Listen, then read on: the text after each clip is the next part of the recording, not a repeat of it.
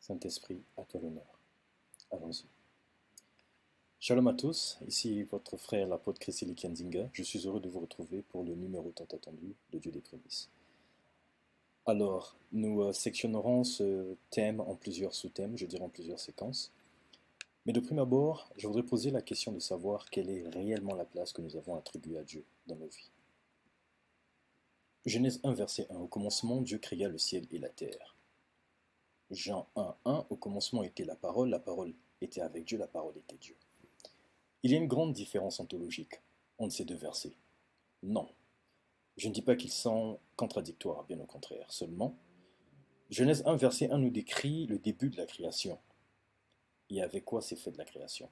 Cependant, Jean 1, 1 nous indique ce qu'il y avait avant la création. Mais il y a par-dessus tout un dénominateur commun s'il faille employer les termes mathématiques, et ce dénominateur commun, c'est Dieu. Dans ce premier thème, dans cette première partie, je voudrais exhorter quelqu'un à corriger le cours des événements de sa vie, en redonnant à Dieu la toute première place. Je dirais la place qui lui est due. Au fond, la formule elle est simple. Dieu avant toute chose. Dieu d'abord. Dieu avant tout. Un homme de Dieu a récemment pris l'exemple d'un invité reçu au portail. Un second à la véranda, un troisième au salon, un quatrième dans une chambre, une salle plus ou moins intime. Ceci dénote le niveau de considération que l'on attribue à un individu. Alors le point mis en exergue ici, ce n'est pas tellement de dire, de proclamer haut et fort ou à qui veut l'entendre. J'ai Dieu dans ma vie, Dieu est avec moi, c'est Dieu qui va te payer, c'est Dieu qui va te rembourser, alors que les faits concrets et réels de nos vies indiquent le contraire. As-tu crié à Dieu que lorsque la mort a commencé à impacter certains départements de ta vie, notamment ta santé, ton mariage, ton emploi, ta paix, ta vie de famille? Si en ton âme et conscience la réponse est oui, je veux te dire une chose, Dieu fait grâce. As-tu cherché à crier le nom de Jésus-Christ lorsque tu t'es retrouvé étranglé dans un rêve pour t'en libérer, à cause de tes faiblesses spirituelles?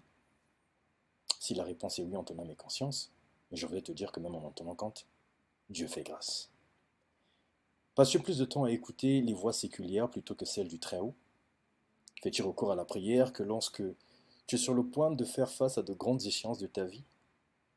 Même si en ton âme et conscience la réponse est oui, Dieu fait grâce. Au fond, ce que j'essaie simplement de te dire, c'est de ne pas reconnaître la grandeur de Dieu ou considérer Dieu que lorsque le mauvais vent souffle. Et toutefois, j'ai une bonne nouvelle. Mon frère, ma sœur, sache que le Saint, Saint, Saint entend tes cris, il entend tes prières. Dans Exode 3, verset 7, lorsque les Israélites se sont retrouvés aliénés par leurs oppresseurs, l'Éternel n'a-t-il pas dit « J'ai vu la souffrance de mon peuple qui est en Égypte, et j'ai entendu les cris que lui font pousser ses oppresseurs, car je connais ses douleurs. » Acte 7, 34 rejoint Exode 3, 5 qui dit « J'ai vu la souffrance de mon peuple qui est en Égypte, j'ai entendu ses gémissements, et je suis descendu pour le délivrer. Maintenant va, je t'enverrai en Égypte. » Sur ce, deux recommandations. La première, le matin avant de consulter les réseaux sociaux, les news, penser au petit déjeuner, reprenons la même formule. Dieu d'abord. Passe un petit temps dans la prière.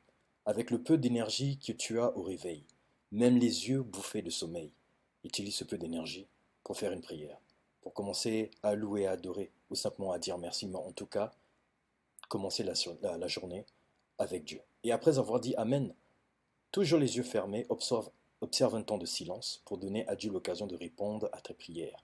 Sinon ta prière ne sera au fond qu'un monologue. Mais Dieu parle tantôt d'une façon, tantôt d'une autre. La deuxième des recommandations, Dieu est alpha et oméga. Mais avant alpha il est, et après oméga il demeure. Si tu as fait de Dieu ton plan A, ma prière, c'est que Dieu soit ton plan A, que Dieu soit ton plan B, que Dieu soit ton plan C. Change simplement de façon de prier ou de stratégie et sois sensible à la voix du Très-Haut. Je répète, que ton plan A soit Dieu, que ton plan B soit Dieu, que ton plan C soit Dieu, parce que d'âge en âge il vit, mais lui ne change pas, et tes cris, il les entend. Mon frère, ma sœur, c'était juste une introduction pour te rappeler, pour te dire de toujours donner à Dieu la place qui lui est due dans nos vies, de toujours commencer avec lui, de finir avec lui. Je te retrouve très bientôt pour une autre séquence du Dieu des prémices, et cette fois-ci nous parlerons des prémices et leur consécration. Shalom à tous, et à très bientôt.